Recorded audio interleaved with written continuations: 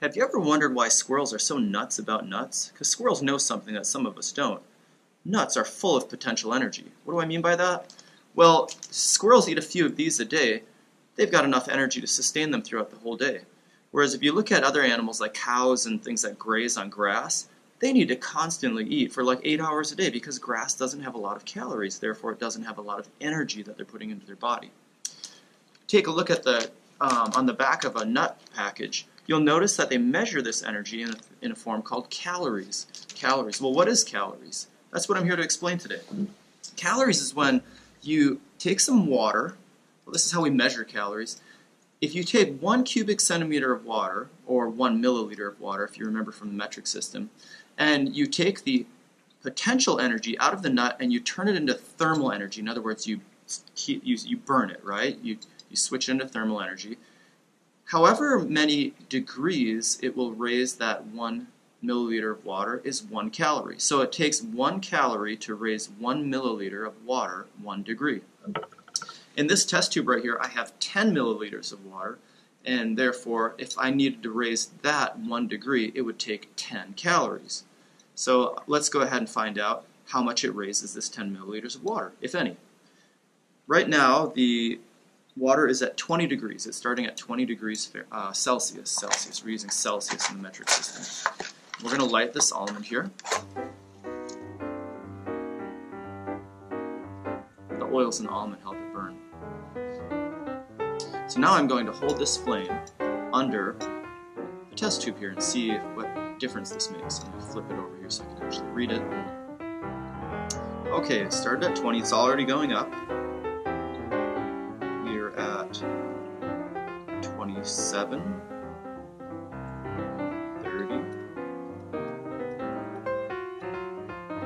You know what I'm going to do is I'm going to take this out of here because I don't want the bulb on the thermometer to heat up only.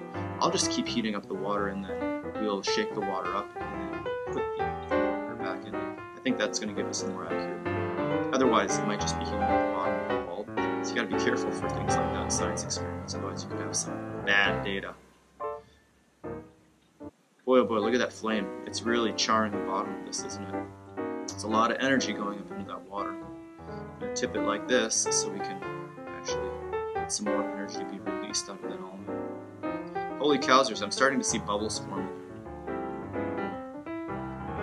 Yeah, I see a whole lot of convection happening in there. I can see things going towards the surface and other stuff kind of rolling down. So it looks like the hot water is going up and it's going down. Wowzers. Look at how long this flame is lasting. That's quite a time. Oh, it's going out. It's going out. There we go. Okay, the flame went out. So the energy in the almond is gone. What I'm going to do is I'm going to just shake this up a little bit to make sure that the heat in the water is evenly distributed. That was hot. I'll put this back in here now. And now we'll get an accurate reading of temperature. Holy crutter, that is going up quickly. 45, 40, 50. So we started at 20, remember. 54. Oh, it's starting to level off now. 55. And it's creeping. It did make 56. And now it looks like it capped off at 56. So we went from 20 to 56. Okay, let's do the math on this.